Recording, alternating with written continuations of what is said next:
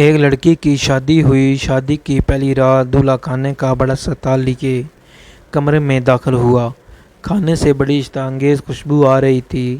کہنے لگا، آؤ کھانا کھاتے ہیں۔ بی بی بولی، میں نے دیکھا ہے تمہاری والدہ نے بھی کھانا نہیں کھایا، ان کو بھی بلا لو، پھر مل کر کھاتے ہیں۔ شوہر نے کہا، وہ سو گئی ہوں گی، انہیں چھوڑو، ہم دونوں کھانا کھاتے ہیں۔ بی بی اصرار کرتی رہی۔ وہ اس بات پر مصر رہا کہ امی کو رہنے دو۔ جب بیوی نے شوہر کا یہ رویہ دیکھا تو اسی وقت طلاق کا مطالبہ کر دیا۔ شوہر بڑا حیران ہوا۔ اس کے مطالبے پر اس نے بڑا سمجھایا، لیکن وہ اپنی بات پہ ڈٹی رہی، یہاں تک کہ طلاق ہو گئی۔ دونوں الگ ہو گئے۔ پھر دونوں نے دوسری شادی کر لی۔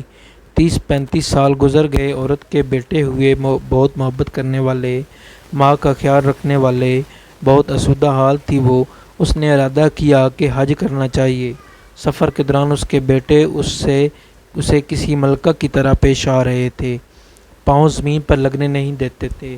صحرائی سفر تھا۔ راستے میں ایک آدمی پر نظر پڑی جو بہت بری حالت میں بھوکا پیاسا، بال کھچڑی، کپڑے پرانے۔ اس عورت نے بیٹوں سے کہا، جاؤ دیکھو کون مسافر ہے، اسے اٹھاؤ، ہاتھ منہ دھلا کر کھانا کھلاؤ، پانی پلاؤ۔ چنانچہ بیٹے گئے، ماں نے جیسا کہا تھا ویسا کیا۔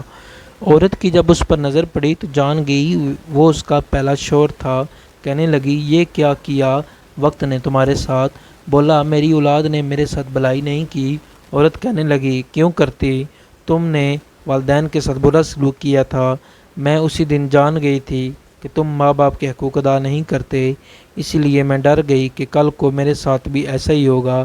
یہ دیکھو آج میں کہاں ہوں اور تم کہاں۔ ماں باپ کے ساتھ برا سلوک اللہ کی نافرمانی ہے۔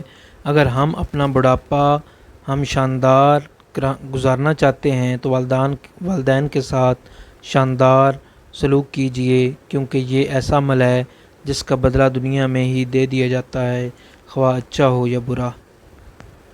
بہت مہربانی، شکریہ ویڈیو دیکھنے کے لیے۔ چینل کو سبسکرائب کریں اور ویڈیو کو لائک کریں۔ اللہ حافظ۔